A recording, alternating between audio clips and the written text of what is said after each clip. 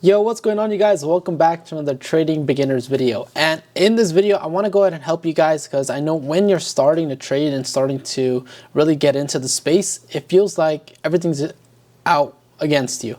It's hard. It's not easy, and trading could be a little bit intimidating at first. Something new, not all of us have awareness of, and it's kind of our first go at this, right? So I want to help you guys, not sell you guys anything, just completely offer you guys help in the ways that I wish I had it. And that's why I do these YouTube videos. It's practically charity work. I don't get paid to make these. These are all literally my gift from me to you guys to be the person that I wish I had. So there's some mistakes that took me years to learn how to avoid, and I've caught in them in my experience, in my journey, and I hope they can help you guys avoid a lot of losses in your journey and kind of get you a little bit quicker to the path of profitability and making some serious money for yourself. So I don't want to take too much of you guys' time. I know you guys are here for the information, so let's jump right into it. So this is me, very old school. You know, I like a good PowerPoint. This is going to be my stock market mistakes to avoid as a beginner. Let's jump right into it. So, stock options beginner mistake number one I see every beginner make is setting expectations higher than their experience level. Be realistic with yourself.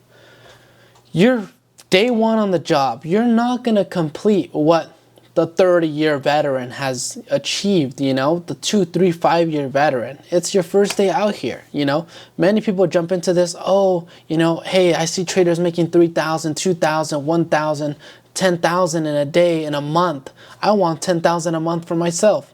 And that's great. It's very achievable. It can happen, but be realistic. You're at the bottom of your experience level. You're nowhere near the top. So you have to build yourself up to that. And setting your expectations way up at the ceiling and your experience being at the floor, oftentimes in human psychology, when you don't run into the result that you want, it creates a little bit of a negative kind of feeling for yourself. You don't feel good. When things don't go your way, you feel bad. So learning to set expectations to something that's very realistic for yourself is going to help you, because without, you know, setting these expectations somewhat to reality, you're always going to run into your trading journey being negative, feeling against you. So learn to gauge that as you progress. Stock options beginner mistake number two, entering the market at open. So like I mentioned, a lot of individuals, when they're getting into trading, they're waking up early. They're here right up at 6 a.m. up to participate in the markets. They're getting their sleep in before, and they're watching pre-market levels. They're on the news. But when it comes to the soon as the bell rings, they want to press a button. They want to jump into something. That's probably one of the worst mistakes you can do, because the market is extremely volatile at these first minutes of open, that it can go very good or very bad. And oftentimes beginners treat this as a form of, you know, hey, it's either going to go really good or really bad, and I'm going to make a lot or lose a lot. And I don't want you guys to run into that pattern, because then it becomes like a form of gambling.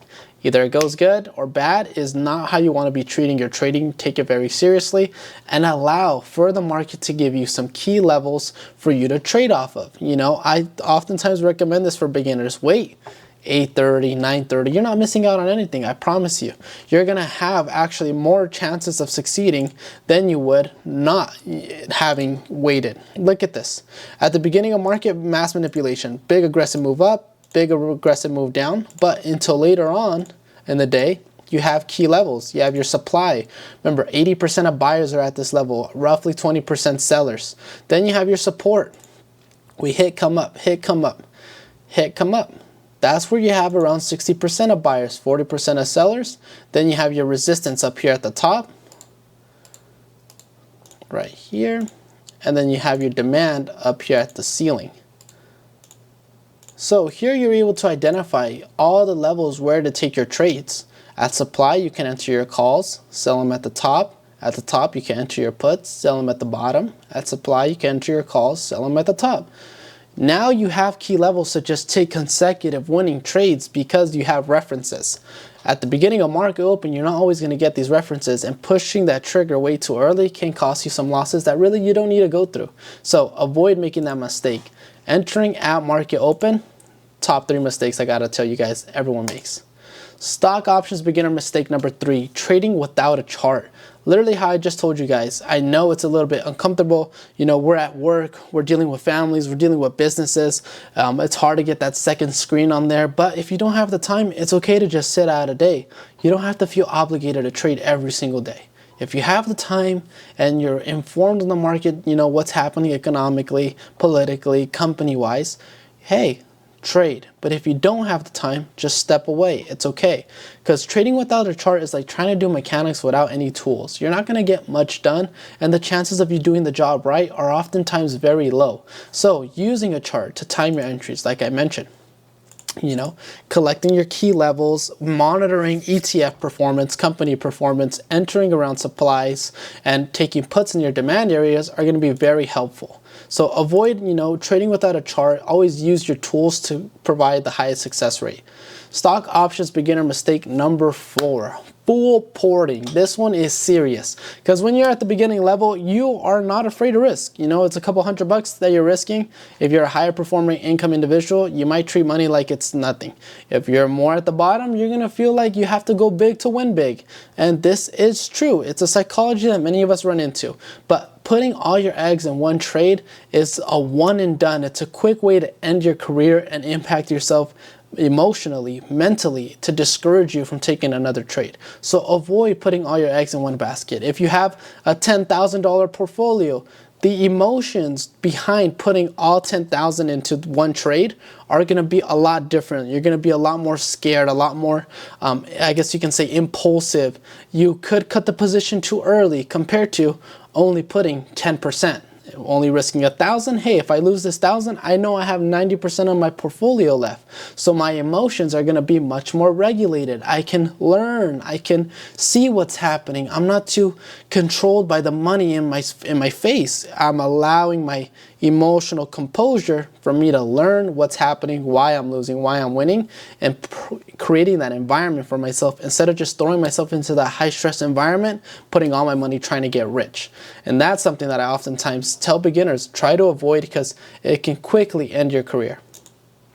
Stock options beginner mistake number 5. The final one I see is changing strategies. You know, YouTube, social media, Instagram, it's going to fill you with a bunch of different things. 1 hour fair value gaps. Look for the break and retest strategy, the 15-minute high into the inverse slow strategy. You have your 15-minute ORB, order break strategy. So many different marketed strategies thrown at beginners that they just go at everything. And then you get a little bit of more of a analysis paralysis, too much information and you don't know where to go.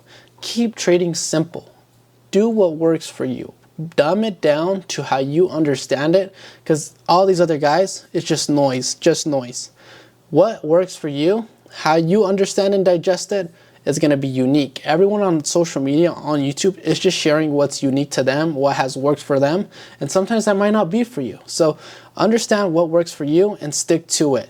And the second one to add on to this is being misinformed. I see people trade on high volatility days like FOMC meetings, CPI meetings. You have, you know, Donald Trump tweets. You have Iran and Israel geopolitical tensions, and people don't even know that this is happening. No matter what you see on a chart, if these events pop off, you will face a lot of volatility, oftentimes leading beginners to lose immense amounts of capital in just such a short amount of time.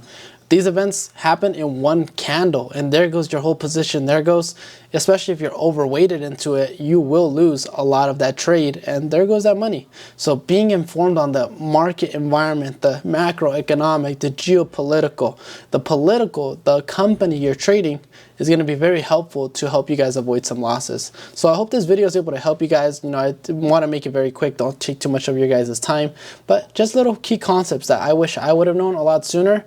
And I think they're kind of common that you're going to probably run into them too. So hopefully you guys avoid them, and this video is able to kind of give you guys the boost that I wish I had. So I hope you guys enjoyed this video. If you guys like this content, leave a like and comment down below. I appreciate all the support on the channel. Jerry Trades the SoCal Trading Group, over and out.